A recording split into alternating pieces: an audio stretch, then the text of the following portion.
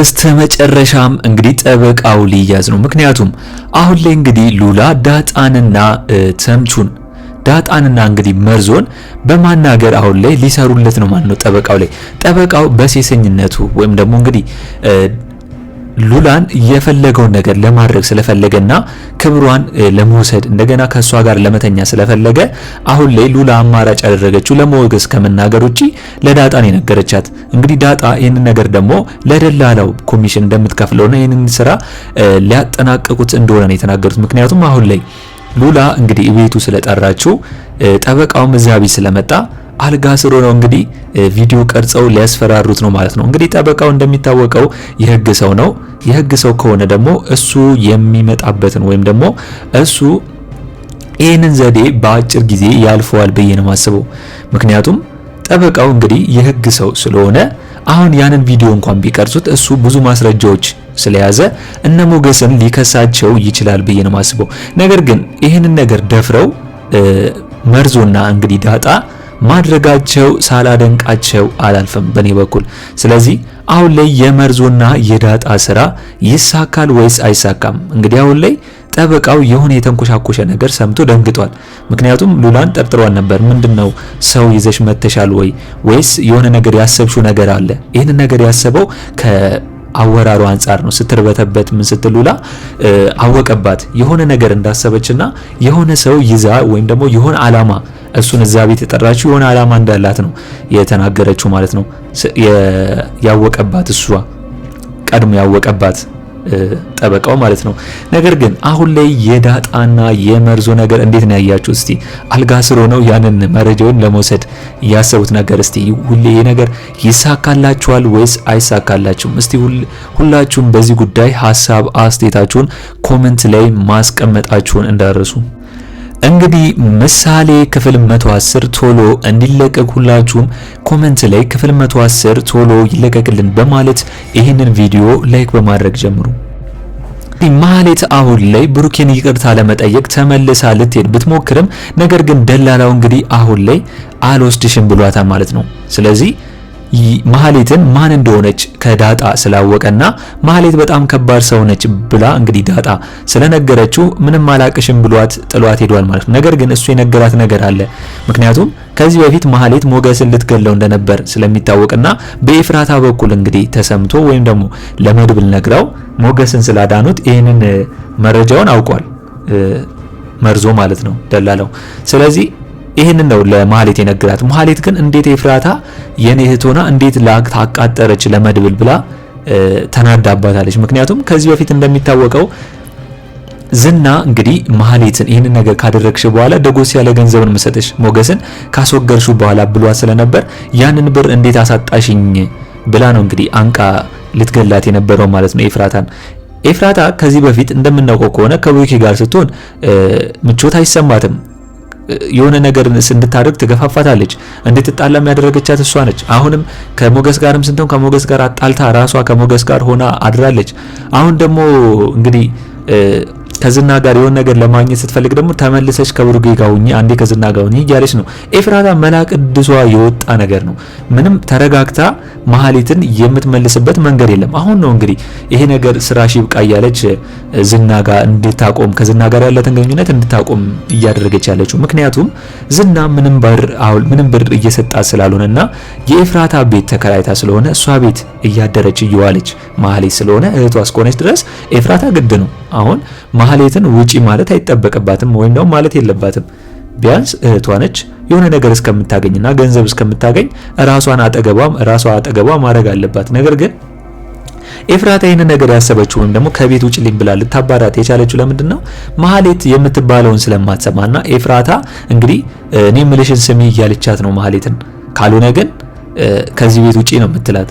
በራሷ ቁጥጥር ስለማድረግ ነው እንግዲህ ኤፍራታ የምትፈልገው። እዚህ ጋር እንግዲህ አሁን ላይ ማህሌት በጣም የተናደደችባት። ምክንያቱም ሞገስን ብትገለው ኖሮ እንደሚታወቀው በጣም ከዝና ምን ያህል ብር እንደሚሰጣት ይታወቃል።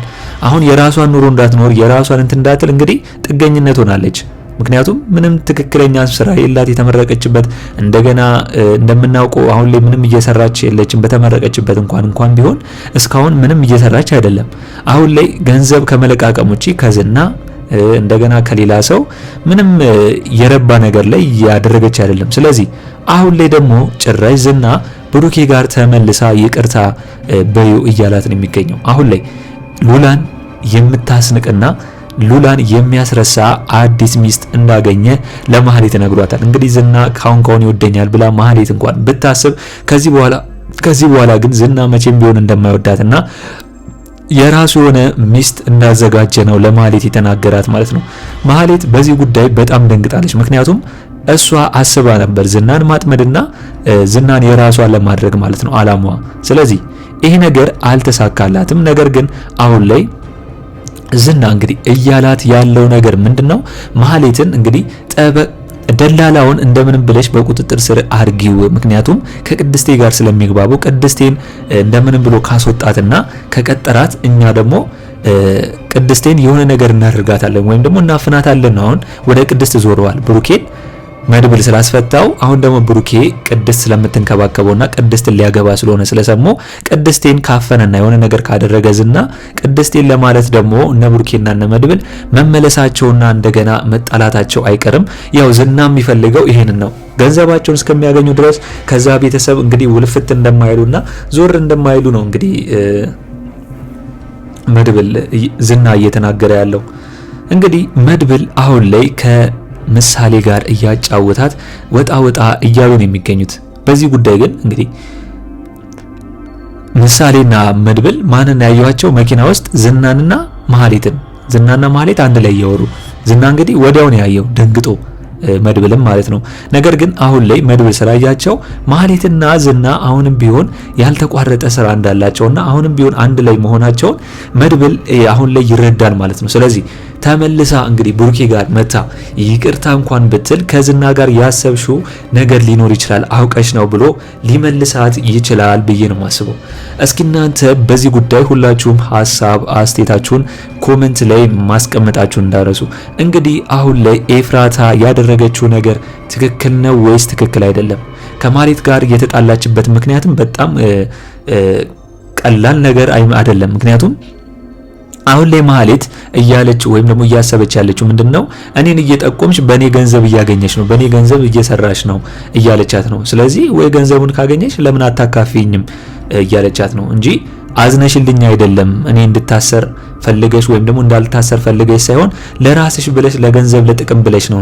ያኔ ደግሞ እንግዲህ ሞገስ እንዳይሞት ብላ ነው እንጂ መድብል ኤፍራታ ከመድብል ምንም አይነት ገንዘብ በዚህ ጉዳይ አልተቀበለችም። ደሟን ከሰጠች በኋላ ነው ኤፍራታ የተቀበለችው። ኤፍራታ በአሁኑ ሰዓት ተለውጣለች በሚል ሁኔታ ውስጥ ነው የምትገኘው። እንደ ድሮ አይደለችም። ድሮ እንግዲህ ማህሌትም እዚህ ጉድ ውስጥ የከተተቻት ኤፍራታ ነች። ማህሌት እየሄደች ኤፍራታን ታወራታለች። ኤፍራታ ደግሞ ገንዘብና ጥቅም ሲባል ወዲያው በቃ አይኗ ጎላጎላ ስለሚልና ጆሮዋ ስለሚሰማ ከኖርማል ውጪ ወደ ገንዘብና ወደ ጥቅም ነው የምታደለው። ለዛም ነው ብሩኬንም ከፍቅሩ ውጪ ገንዘብና ሀብቱን የሆነ የራስ ለማድረግ ሞክሪ እያለች ኤፍራታ ማህሌትን እየነገረቻትና እየመከረቻት ማህሌት ባዷን እንድትቀር ልታደርጋት የቻለችው ማለት ነው። ስለዚህ አሁን ላይ እንግዲህ ኤፍራታ ያደረገችው ነገርና ማህሌትስ በሷ በኤፍራታ ላይ የምታደርገው ነገር ትክክል ነው። ምክንያቱም ማህሌት ከዚህ በፊት ኤፍራታን እንግዲህ ሌላ ሀገር ሄዳለች ብላ ከዝና አስጥላው ነበር። ምክንያቱም ዝና ለመግደል አስቦ ኤፍራታን የት ነው ያደርግሻት አሳልፈ ስጭኝ እንኳን ቢላት እንደ እህትነት ማህሌት አሁን ላይ ኤፍራታን አሳልፈ አልሰጠቻትም። አሁን ግን እንግዲህ ማህሌት ኤፍራታ ላይ ፎክራባታለች። ከዚህ በኋላ ዝና እንደፈለገ ያርግሽ ከፈለገ መጥቶ ይግደልሽ ብላ ነው ውጪልኝ ብላ ኤፍራታ ስታባራት ማህሌት ቤቱን ለቃ የወጣችው ማለት ነው። አሁን ላይ ማህሌት የከሰረች እዳ ሆናለች። እንግዲህ ምንም ማንም የሚጠጋትና የሚያቀርባ ሰው የለም። ዝናም እንኳን አሁን ላይ ትህትና የምትባል ሴት እንግዲህ አንድ ሴት አለች።